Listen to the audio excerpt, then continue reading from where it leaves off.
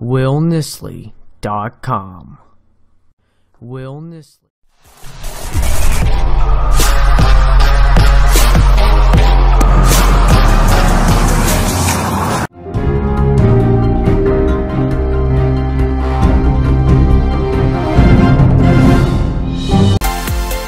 You're at the midpoint of the week and the start of a new edition of CNN 10 Global News Explained. I'm happy you're watching. I'm Carl Azuz.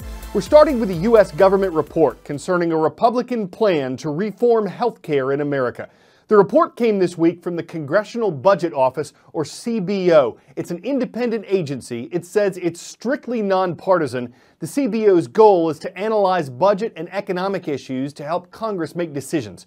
The Republican plan is called the American Health Care Act. It's a proposal to replace the Affordable Care Act, also known as Obamacare. The CBO says on the plus side, the Republican plan would decrease the U.S. federal deficit by $337 billion over 10 years, and it would eventually reduce premiums, what Americans pay for health care, by 10% in the year 2026 compared to what they are now. On the minus side, those premiums would be expected to go up before they come down, and the CBO says by next year, 14 million more Americans would be uninsured than there are now, and that number would increase to 24 million by the year 2026. Republican supporters of the plan say that's not because health plans are being taken away, but because Americans wouldn't be required to buy health insurance like they are under Obamacare. House Speaker Paul Ryan says people will have more choices and better access to an affordable health care plan. But opponents of the proposal, like Senate Minority Leader Charles Schumer, say the plan would only help wealthy people and insurance company executives.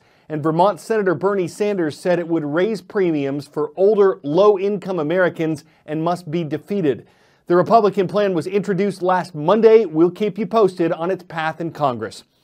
8 days after North Korea test-fired 4 missiles, warships from the U.S., Japan, and South Korea arrived in the same area carrying missile defense systems. It was meant to send a message to the North, and the North responded by saying that if the Allies infringe on North Korean sovereignty even a bit, its army would launch strikes from air, land, and sea. China, meanwhile, called for everyone to end a, quote, vicious cycle that could spiral out of control. On board an American ship near South Korea, this is all part of routine exercises. This is the USS Carl Vinson, a 97,000-ton aircraft carrier, and at the moment it is in the waters just off the east coast of Korea. Now, it's just arrived here about a week ago. It's part of these massive annual military drills between the US and South Korea that are happening every single year. The US says they're defensive in nature, and yet every single year North Korea gets very nervous and very angry about these drills.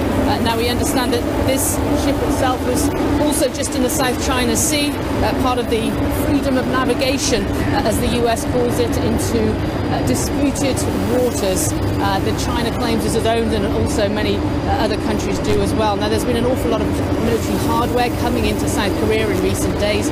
Monday last week we had THAAD, the US missile defense system, the first elements arriving, and then on Monday attack drones that were announced that were going to be brought into South Korea, the US military announcing that. So North Korea not happy with what's going on at this point, but from the point of view of the people here on this ship, this is defensive, it is routine, and it is necessary.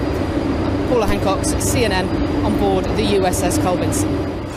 Moving across southern Asia, Hindus in the nation of India, they account for the largest religion in the world's second most populated country, celebrated the Festival of Colors this week. The event is called Holi, that's H-O-L-I. It's an ancient Hindu celebration that lasts 2 days. It marks the beginning of spring and the triumph of good over evil.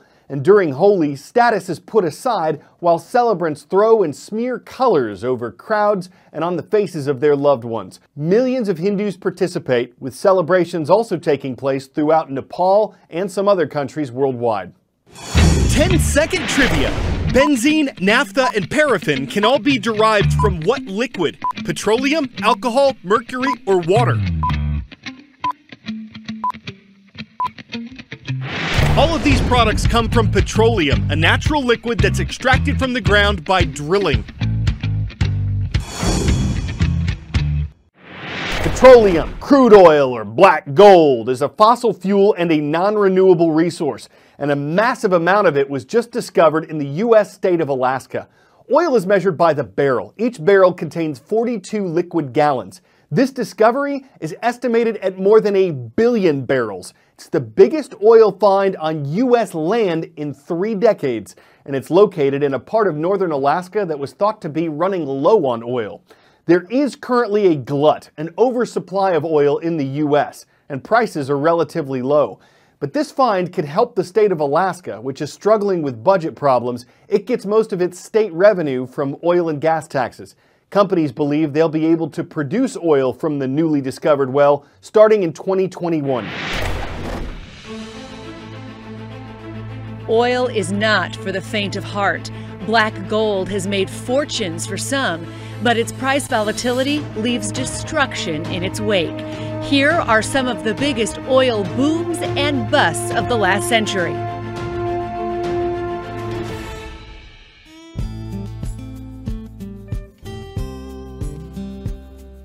One of the earliest oil price shocks of the transportation era was the West Coast gasoline famine of 1920.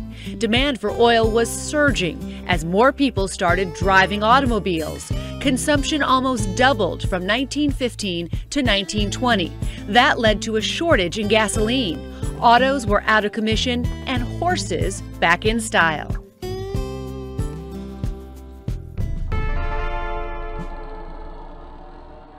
After 1920, oil production in the U.S. boomed in Texas, Oklahoma, California.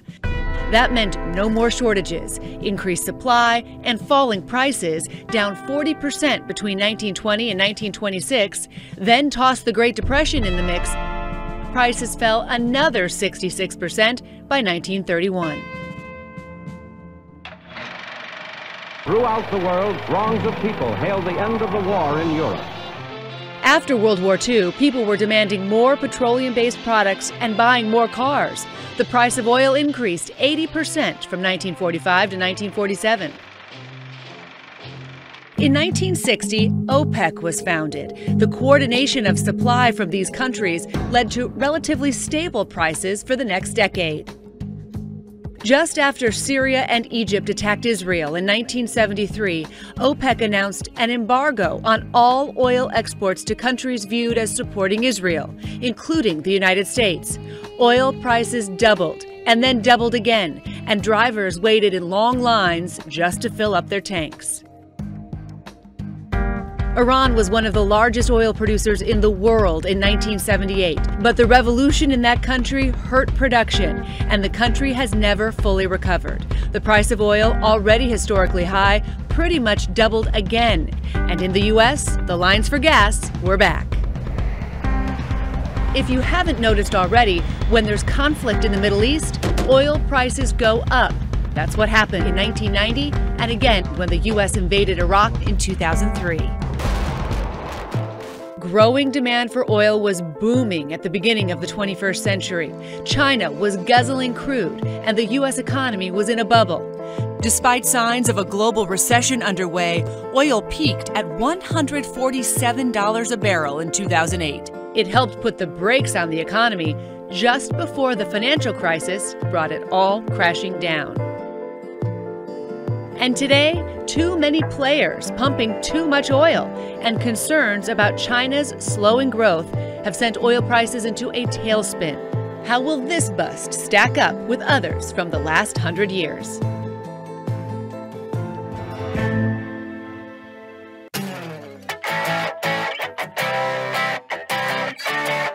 Two words: sloth sleepover. You can have one at a sloth sanctuary in Rainier, Oregon. This is a retirement community for rescued sloths. There's not a lot of fast movement because sloths. But if you're willing to follow the rules, these are endangered species. And if you and a friend are able to shell out $1,200, you can sleep here, surrounded by sloths, and even feed them. Sloths are only awake 2 hours per day though, so if you think you're pretty slothful, you're okay with just hanging around, and you don't have a lot of high-energy habitats, you may be cut from the same sloth, and you'd probably find a sloth sleepover a really special treat. I'm Carl Azus for CNN 10.